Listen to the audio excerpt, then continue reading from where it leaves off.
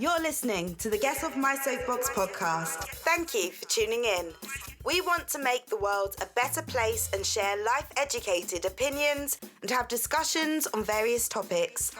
Welcome your host. He is a jack of all trades, master of none, and always wants to know, how's your integrity today? Mad Morgan!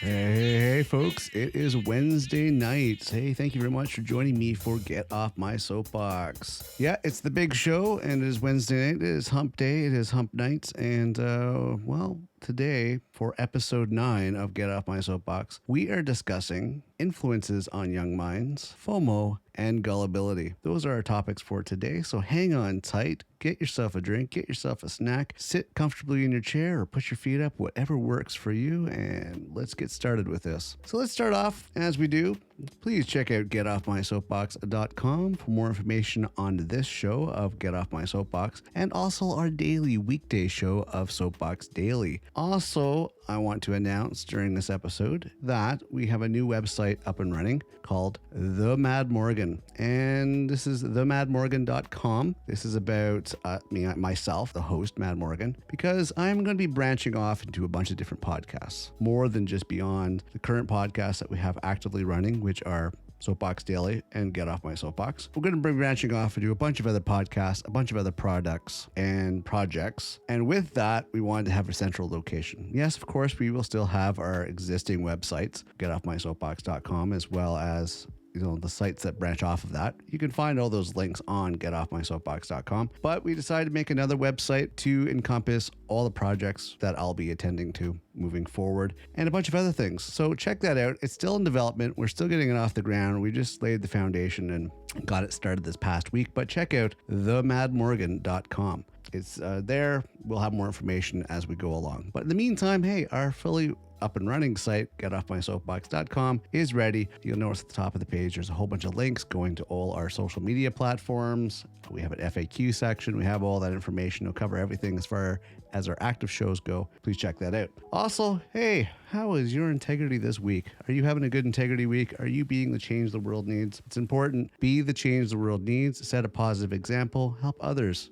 do the right thing. So, how is your integrity today? How is your integrity this week? Always want to know. Always hope you're doing the best you can be. We can do it. We can change the world for the better. We just have to all get into it step by step, even baby steps, and eventually get to where we need to be and influence more people to be the best that they can be as well. So let's get into today's topics. Starting off, when it comes to influences. Today, everything influences everybody. But my biggest concern when it comes to influences is basically when it comes to influencing our young. This is the concern. Because once upon a time, the internet was supposed to be a good thing. The internet was supposed to be a treasure trove of knowledge and information to exchange ideas and help us communicate better. That was the whole intention of the internet, originally when it first was launched. And I got into the internet in the mid-90s. Yes, that'd probably be before some of you were even born or considered, but in the mid-90s is when I got into it. And it was slow. It was an ugly world. It was filled with dial-up tones and slow speeds and just really bad graphics. But it was the internet. It was the dawn of the information age. It was where everything was starting. And it was, you knew it was going to get better because each new development, each new advancement, each new thing that came around, it was like Christmas morning. It was like, wow, look at this. Oh, have you checked this out? Oh, check the graphics out on this. Oh, look at my speeds got faster. So it was interesting. But the thing is that although it was designed for exchange of information, and before that it was used for medical and scientists and everything else, before it hit public accessibility, it was, I don't know, it became manipulated. It really did. And the sources of information also led to disinformation. It led to a platform where people could provide false information as well as real information, which became discouraging because a lot of people figured, I'm going to get on the internet and everything there is true because it was supposed to be based around science and all these proven things. And no, because there's always going to be that dark side of people that want to put bad stuff out there. Disinformation for whatever reason, whether or not it be for amusement, whether it be for malice, whatever the case may be. But the concern being here is that as the internet became intertwined into the everyday world of everybody, even the infrastructures of our countries and our cities, it's scary to think how much is actually intertwined when it comes to the government and the functions of everything. Like if the internet were turned off tomorrow, we'd be back to the Stone Age, which I think is a bad idea. And I work in support of high tech. I think it's a bad idea to have so much intertwined into this, information superhighway, as they used to dub it back in the day. But that's another story for another show. But today, my concern is influences on young minds. Now, okay, when I was growing up, what were the influences? The influences when I was growing up were local. As young, we don't read newspapers. We don't see a lot. Don't do a lot of that stuff. We might read magazines if they're related to our age category. Everything else we see was on TV, but everything on TV was regulated. Everything had to be regulated on TV. So it was not malice. It was basically what they want us to learn, but it was also presented with a very controlled audience, but factual to the best it could possibly be based on the age group it was intended for, and also, of course, the audience, etc., etc., etc. But for the most part, it was factual. You knew for a fact that you saw it. It went through regulations and everything else before you actually got this information. So if it was presented as information that was true, it was true. There was no second guessing. There was no reading between the lines. There was no wondering. It was simply, oh, okay. So this is what they say is what it is. Now, some people might say, well, then you're brainwashed. You're brainwashed. You're led to believe all this stuff. You're being controlled. Well, yes and no, because there was a moral sense when it came to what was displayed on TV. They regulated it to a certain degree for truth and accuracy and everything else. There's no reason to, disinform people. But even if there was a little bit of that going on, obviously to do it out of malice would not have been a good idea. It wouldn't have been productive at all, especially to influence the young, because why would you want to do that to the young? So what influenced the young? Okay. You had commercials that influenced the young. You had cartoons that influenced the young, age-appropriate TV that influenced the young. You always used to have adult stuff that was after a certain hour when kids were usually asleep. The only other influences were what you saw out in the world when, kids saw kids at school or went out to play with kids. These were the influences. Okay, maybe there were some magazines, but other than that, what else influenced kids? What else were they interested into? It was TV, video games, depending. The latest toy that was out there. This was the influences. The other influences came from the world. It came from interacting with other households. And of course, if those other households were not raising their kids in a proper, correct, moral manner, then obviously you'd have negative influences that would rub off on other kids if they weren't educated to be right from wrong. Assuming that parents raise their kids to be naive and think that everybody is, correct in what they do, or if they prepared them for the fact that other kids might not be raised in a proper manner and might have bad influences. And you want to, hopefully you when your kid went out in the world back in those days, we're talking 70s, 80s, you're hoping that they associated with good kids that came from good households with good influences and they were parented correctly. That's pretty much what you hoped for. You're hoping that they made friends with the good kids, and so your kid would not be influenced in the wrong ways. So there are very limited influential structures that were there to influence the young minds. Kids moving into teenagers, we were very limited as to how much stimulus we had. But when we get into later on, when we get into the advancements of technology, well, that stage has changed.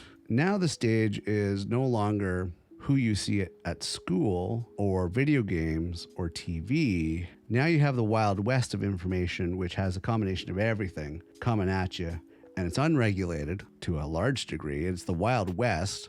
Nobody's really watching over your shoulder unless you perform something that's highly illegal. And even then, in the early days, that wasn't even regulated as well. So move forward even further than that.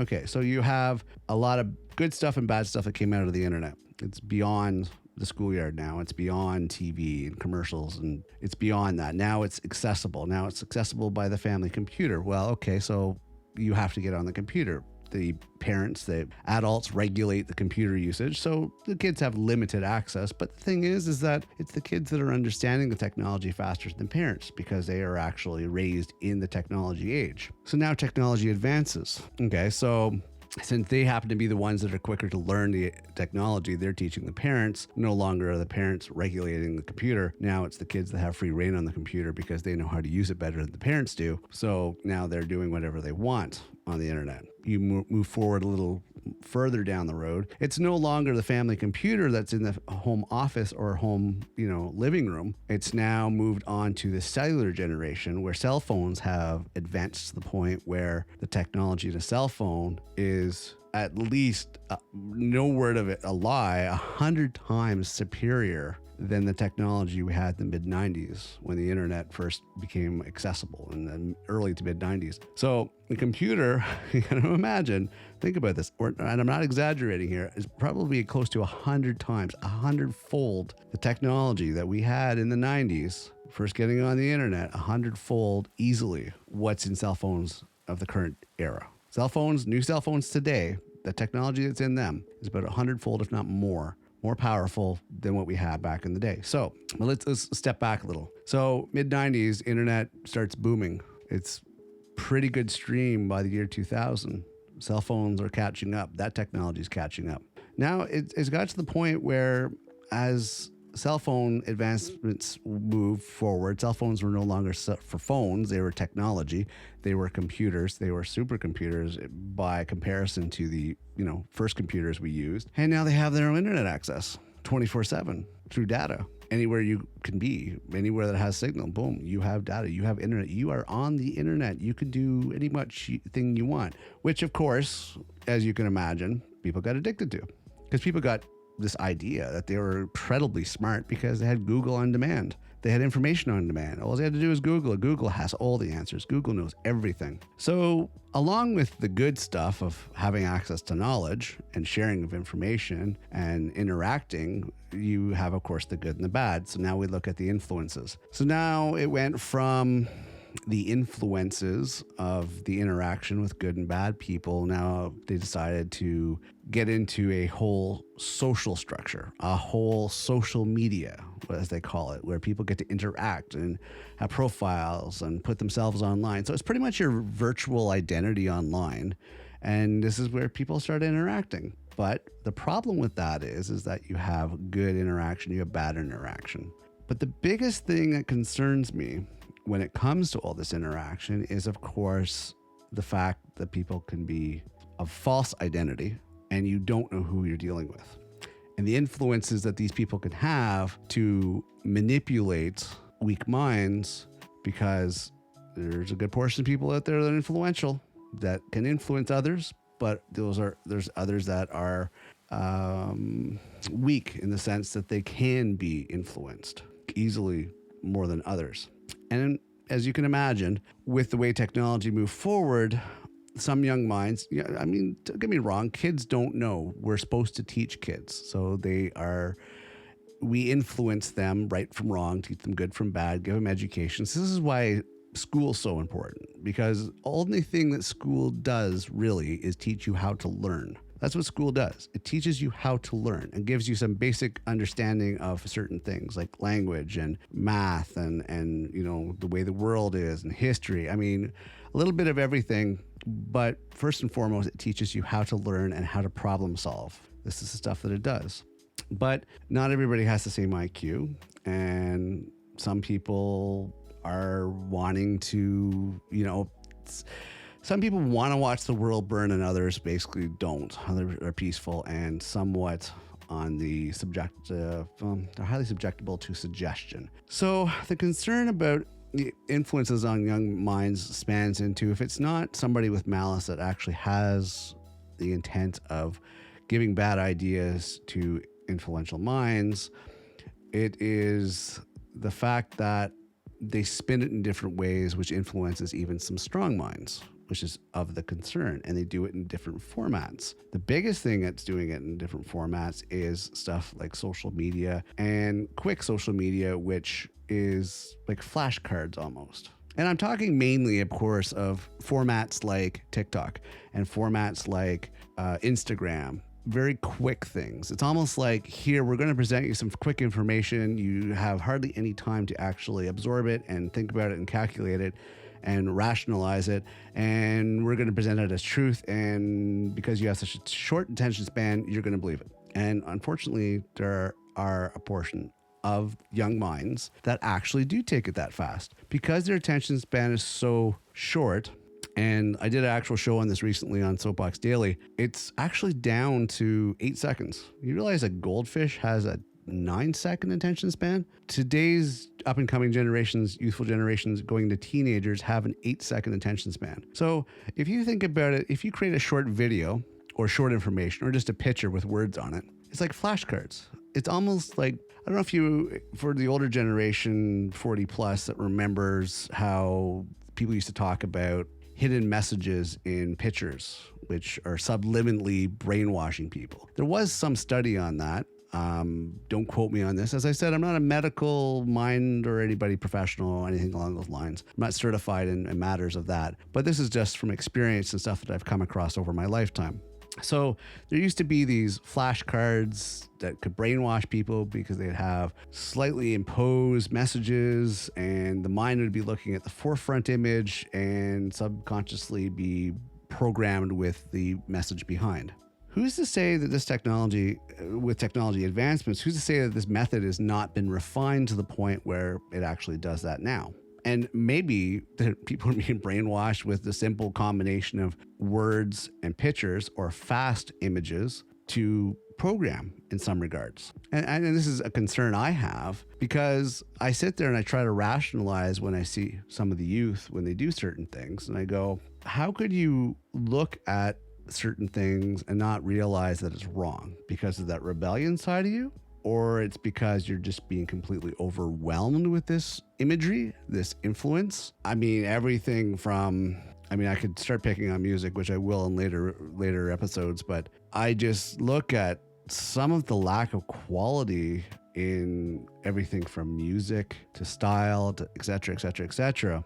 And I'm wondering, well, how can your rational mind you actually think that this is good? Unless you've been bombarded with it to be programmed that this is good. This is where I'm concerned about a lot of these social media platforms because it kind of gets me thinking, well, if you're being bombarded with this stuff on repetition, it's almost like brainwashing back in the day with hidden messages and imagery in cards. Before the advent of advancements of technology in fast images and shorts and videos and Instagram and all this other stuff, it's kind of just more of it coming at you a lot faster, which is basically taking away. And some people might be like, oh, okay, Mad Morgan, you're just getting into the whole conspiracy theory thing. Well, I don't really think so. I think today's youth is being bombarded from stuff on the internet and social media to the extent that they are programmed to like stuff. They are programmed to like really crappy rap music because it's really shitty these days. They're programmed to want certain styles. They're programmed to want certain brands. And the argument could be said, well, every generation was like that. Well, no, I don't think so. I see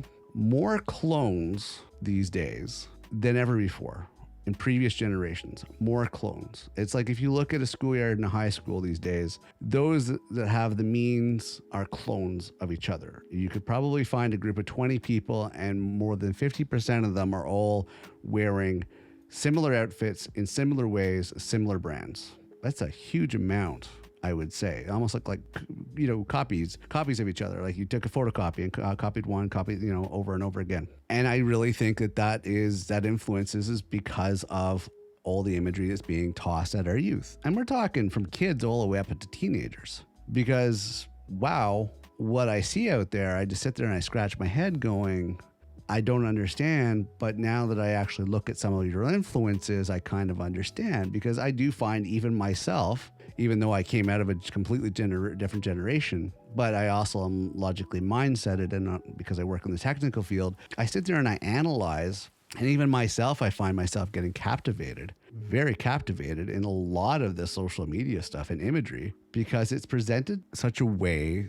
that you don't even have any time to decide whether or not you want to watch more. It's like, boom, and flip, next, boom, and flip, and next. boom, and flip, and next. And it's like one after the other, after the other, after the other. Now, if you think of a young developing mind, now I'm not talking about established mind, but a young developing mind, or a weaker mind for that matter. Because I know people that are about my age, that are older generations, they're Gen X's, that frankly haven't grown up at all since teenage years. And they're so easily influenced because they really develop at a slower pace, so they're about as moldable as a teenager is. When it comes to my generation, well, we have our control of our faculties still, but we have a better foundation knowing that, you know, certain things are right, certain things are wrong, and try not to get overwhelmed. We have a discipline factor to actually stop us and go, okay, whoa, that's way too much videos for you.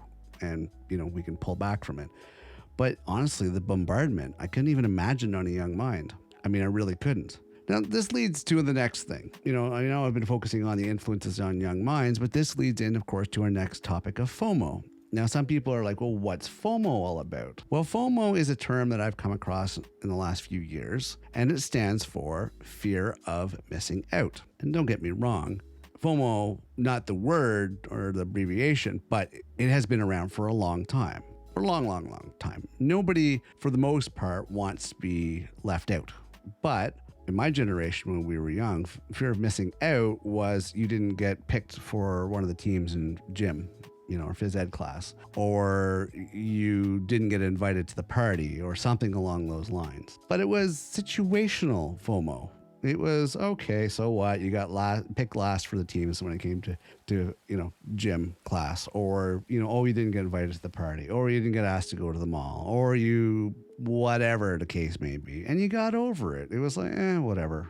Those guys are a bunch of idiots or whatever. And that's fine. But now FOMO is 24/7, not just during school hours or the 6 hours you got to go to school. Now it's 24/7. Because as incorporating into technology and communication and social media, now it's 24/7 because you're reachable 24/7. Talk about bombardment and influences young minds. Now there's the Snapchats and there's the, you know, all these other platforms that teenagers use.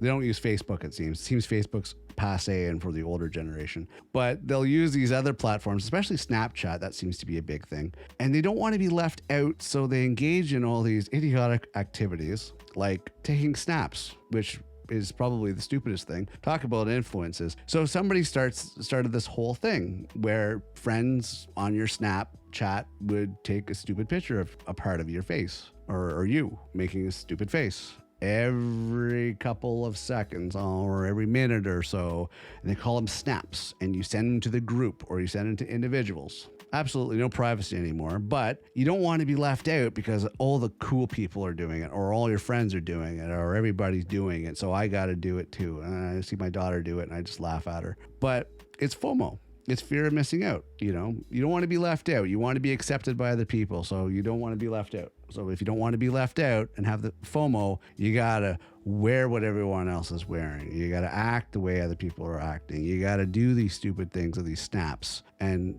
be chatting with people all hours possible on your phone using Instagram or snaps and all that stuff. I mean, it's stupid, but it's like you're programmed to have low self-confidence, low self-esteem, and you have to be regularly doing an actual job of being social, otherwise you're ostracized. So you have to send these pictures or you're going to be ostracized. You have to wear these brands or you're going to be ostracized. You have to act a certain way or you're going to be ostracized. Talk about, excuse my language, but talk about a mind fuck. This is manipulation 101 on the extreme level. Like, in my generation, we'd get randomly accused of playing mind games. But today's programming of FOMO and how young are influenced to not want to have FOMO, subconsciously they have FOMO, and they have to do all the stupidity in order to not be left out. Wow, it is seriously a mindfuck. It is manipulation, like, immensely, and they don't even realize they're being manipulated. And it's funny because they're all being manipulated. It's not like a ringleader. It's like somebody put this idea out there, either through teenage dramatic shows or teenage comedy shows or teenage shows of any sort, and put this idea out there, and then somebody caught on to it and everybody just became sheep onto each other. Now everybody does it. Now nobody knows why they do it, but it's just been accepted that everybody does it. And so everybody does it because they were led to believe that everybody does it. Stupid, right? Nobody knows why they do it. And they haven't actually sat back and actually thought about why they do it. They just do it because everybody else is doing it. So they got to do it. But it's like none of these stupid teenagers have actually stopped and thought for 1 second, hey, this is pretty stupid. I mean, I as an adult look at this and go, this is pretty freaking stupid. Why are you taking a stupid picture of yourself every 5 seconds? There's absolutely no reason for it other than you're having FOMO. You are just fear of missing out because you think everybody else is doing something, or teenage drama TV shows or movies told you have to do something, and you think you got to do it because this is the way it's done. But no one's actually stopped to think about the consequences. Nobody stopped to think about how stupid it is, but they do it.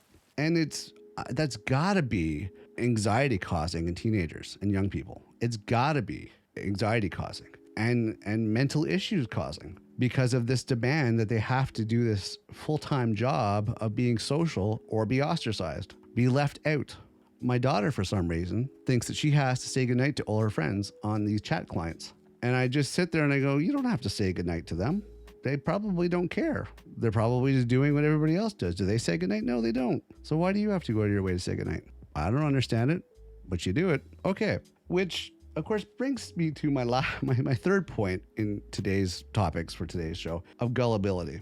Now, influences on young minds. Okay. Now, young minds doesn't necessarily mean by age. It doesn't mean by chronologically how many years you've been on this earth. Because a young mind can be somebody who's 90 years old. Okay. It could still be a young mind, but not developed, or have come full circle and decided to go to maturity back to youth again, whatever. But when I mean young minds, I mean a developing, unmature mind that still has a lot of life to learn about and maturity to gain in order to be developed to be a rational, logically minded, level-headed, balanced mind. That's what I'm talking about. Okay. So gullibility is something obviously that a young mind is subjectable to. They can be subjected to being gullible to a lot of different things. And yeah, if you don't have the life experiences or the examples or have been taught to avoid certain things, you could be gullible and fall for stuff all the time. I mean, I heard a recent account of people that had been gullible to believing that some Filipino woman is actually the Queen of Canada lately. And I've actually watched videos where people are genuinely believing this. Now, that's a good example of somebody that has some mental issues. One, this Filipino woman that thinks she's the Queen of Canada, she's got mental issues. But the people that are following her are very gullible and obviously undeveloped young minds. So young minds is not necessarily just the youth. It is a matter of life experience and maturity and everything else. So gullibility is there. Some people just don't have the examples. They don't have the life experience. They don't have the internal logic base to actually look at a situation and go, okay, that doesn't make sense, or that's wrong. I shouldn't do this, or, I shouldn't believe this or anything else. They're highly influential. They can be highly influenced easily because there are some people out there that have charisma.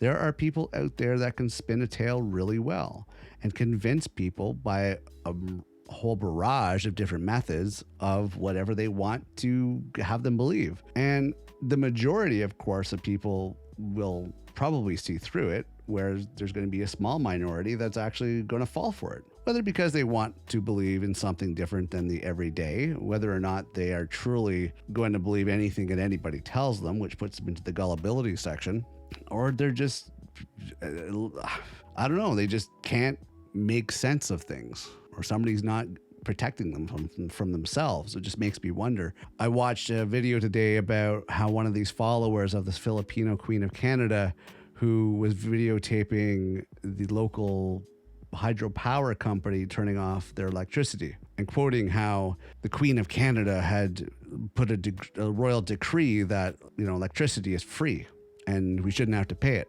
So this follower of this grifter was actually stating that, she's going to put in some sort of royal request to, have the power put back on because by royal decree, she was told that she doesn't have to pay the electricity bill. And now, of course, the electricity company had come to turn off her power. And this follower of the Queen of Canada was completely shocked and in disbelief. She couldn't believe it. She said it was so wrong because of the royal decree that she didn't have to pay for power. And I just sat back and I watched this. And you could tell by this person that was narrating this whole video, she truly believed what she was saying. In her belief in this person that grifted her, that manipulated her into believing this. And she truly 100% believed that this old Filipino woman was the Queen of Canada. Truly believed that this old Filipino woman was the Queen of Canada. And I just sat back and I'm like, wow, how gullible are you? You have issues. You have mental issues. You need to get some help. Because how did you make it this far in life? And this woman must have been in her mid 40s. By the sound of her voice, early to mid 40s. I'm like, how did you make it this far in life if you're this gullible? I would love to know. Obviously, you own a house, you have a vehicle. How are you this far and you're believing this stuff? So yes, it's not only the youth that can be led to believe this, but the youth should know better because they should be given teachings from the older generations. Now, unfortunately, it's a round and round circle we go where, when you're a kid, you believe something that your parents tell you because, well, your parents are there to protect you. But when you hit the teenage years, you start talking to other people and you start rebelling because you're thinking that you know everything and your parents don't know anything. And then you add the internet on top of that, where supposedly there's all the information you could ever need on the internet. So your parents are wrong because Google says the parents are wrong, or Google says something else. And they automatically think that they're superior because they know everything because Google says it's right. Or they have friends that are influencing them in the wrong way, giving them false information or false information online. Because as I've said in previous shows and episodes, it is so easy to put content online. And if you can spin it right and you can present it right, you can convince people of anything. So this is where misinformation comes into effect. And yes, on young minds, not necessarily kids, not necessarily teenagers, but undeveloped, unmature minds can be influenced into believing stuff. Now, for a numerous amount of reasons, it could be because they hope for something better, or they have a different reality going on in their brain, or they see the world in a completely different way.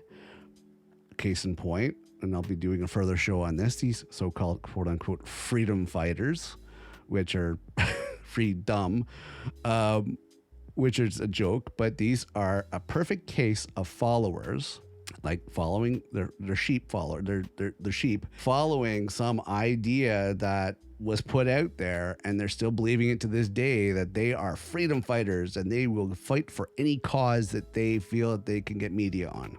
Oh, wait, no. Sorry, hang on a second. No, it's just the reality that they're looking to get any media they possibly can and coverage they can. But truly, they don't really have a cause. So they're going to back up any cause that they possibly can because it makes it look like they have a purpose for why they call themselves freedom fighters. But they don't really have a purpose. They're just standing behind everybody else's causes and saying that they support them and causing a complete media circus and just a whole bunch of BS. It's amusing. But case in point, that's a good example of young minds. And of course, the gullible people that follow these people that put these ideas out there. But back to our youth, which is the concern.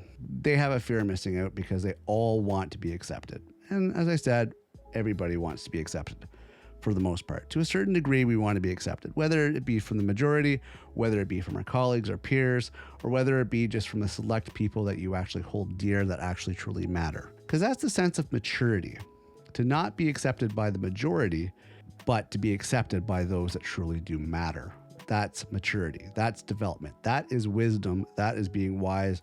That is when your young mind is no longer being influenced, but it is actually taking on a whole different plane of maturity and understanding of the world. And instead of being influenced, is actually influencing others because you have a logical, educated mindset from years of experience and just living life that you influence others and hopefully teach them in the right ways. This is why we rely on our parents. And this is why I feel the young and also teenagers should listen to their parents more and learn from your parents. Ask your parents the questions, ask for the guidance, because the older generations have already been there. Why reinvent the wheel if you don't have to? Learn from accurate sources. Stop learning from online, all right? Start learning from established people that have worked hard, not taken shortcuts, have not scammed the system, actual people that have worked hard to get to where they are, because they can give you the correct path of ups and downs of what you would have to go through and how to deal with probably any issue. I know personally I've learned a hell of a lot from my mom, and she has taught me a whirlwind of stuff that has helped me get to where I am at today. But also my dad at the same time. He's taught me a whirlwind of stuff to help me get to where I'm at to this day. My grandparents did as well, because these are generations that have already been there. So why go through the struggles if you don't have to? If you can get guidance from people that have already been there, you can speed up to the next level. Consider it like a video game. You can start at level 1 or you can start on level 10. Where would you want to be? Frankly, I would probably want to be further along in the game, because that's when the good stuff gets to you, when you get further along in the game. But that's up to the individual. Okay, so bottom line on this, I mean, yeah, the internet's affecting our kids and our youth growing up. And we really have to start to try to connect the dots why certain styles of music and everything else are their liking. And I'm going to say it's because the quality of music, especially rap music, you want to stay away from, because the rap music is not the same quality it used to be back in my generation. It's went to all crap and it's on repeat and it's a complete carbon copy of a carbon copy. But for some reason, they resonate to it. You got to look at the influences and the styles and everything else. Monitor what your kids do when it comes to the internet. Monitor the social media they're on. Monitor the activities they do on their stupid idiot box phones, and regulate it. It's important, because they might be bombarded with stuff and hurting themselves and doing stuff they normally wouldn't if they were disconnected from their phones, if they were disconnected from the internet. I think their brains would develop in a whole completely different pattern. I mean, once they go down a certain path, they're going to get stuck. And unfortunately, in some cases, it might just be into a brick wall. So you really have to be careful about that. It's something that if you don't regulate and you don't monitor, then it's going to get out of hand. We try our best to monitor our kid, my daughter. We try to monitor everything she does, but I still laugh my ass off when I see some of the stuff that she engages in socially. And I sit there and I go, how does somebody so smart do stuff that's so stupid? But that's today's generation. And I'm hoping with maturity, she grows out of it and stops taking all these snaps and all this stupid activity, hopefully. But my advice to other parents out there, regulate what your kids do, social media wise, regulate what they do on their phones. Don't let them get lost in that abyss, which is the phone, which sucks them in, and Lord knows long-term what kind of effect it's going to have on their brains. Get them to do stuff with their hands. Get them to do stuff with their minds without technology. Go back to old school. Hand-eye coordination, everything else. I think that's going to be important. And build their confidence so they don't suffer from FOMO. Get them to be confident in themselves and their own company. Don't have a fear of missing out. Make them a trendsetter. Make them a leader. Help them to realize that they don't have to worry about missing out. They should be the ones that people want to, they get them to be the leaders, get them to be the trendsetters, get them to walk their own path, get them to realize that teenage dramas are not reality. It's not how it works. Get them to stop being programmed by all this media and get them to think with their own mind versus have everybody else tell them what they're doing subconsciously, because that's what's happening. And stop them getting to be so gullible and believing that Google knows everything, because it doesn't know everything. Okay, so this is important. It really is. It's important that we protect our youth. And to the older generations that still have young, immature minds, unfortunately, get them help. I don't know how they made it that far if they're in their 40s and 50s and 60s and they still have immature minds. If it's mental conditions, get them some guidance, get them some help. But if they are just not matured or wisened up after that many years of life experience, then maybe somebody has to take them under their wing and help get them up to speed. Get out of the 15-year-old mindset, get them into what age category they're in, and do better. And a little side note here, parents, parent your kids. Parent your kids. Be a parent to your kids. Don't let them raise themselves. You're the parent. You're the adult. You've already been there. Raise your kids. Okay, so I'm going to wrap this up for this week's show.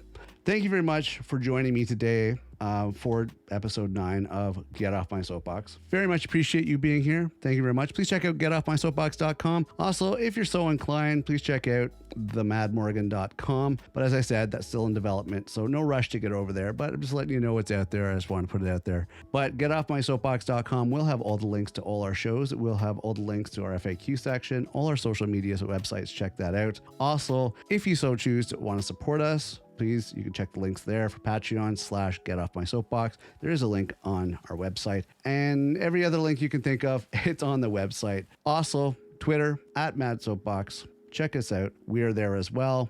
More information to keep you up to date as to what's going on. If we have any delays or anything that's new coming down the pipe, it's going to be on there. We're trying to wrap everything together, intertwined, so you have a clear form of communication. We're working on that. We're streamlining it, but we have a very small crew that actually puts this together. So thank you very much for your patience. And by all means, hey, you can always reach out to me. I have contact information, email addresses on our website. You can reach out to me. If there's anything you want to know about, please, by all means, present your questions. So that's it for tonight's episode. For those that follow me once a week for our Get Off My Soapbox, thank you very much, and I will see you next week. For those that follow me every weekday, Monday to Friday, for Soapbox Daily, I will see you tomorrow morning for our next episode. Other than that, I am your host, Mad Morgan. I hope you have an amazing rest of your day, and whatever you're listening to, from wherever you are, keep your integrity in check. Be the change and the positive change that the world needs. And I will see you next episode.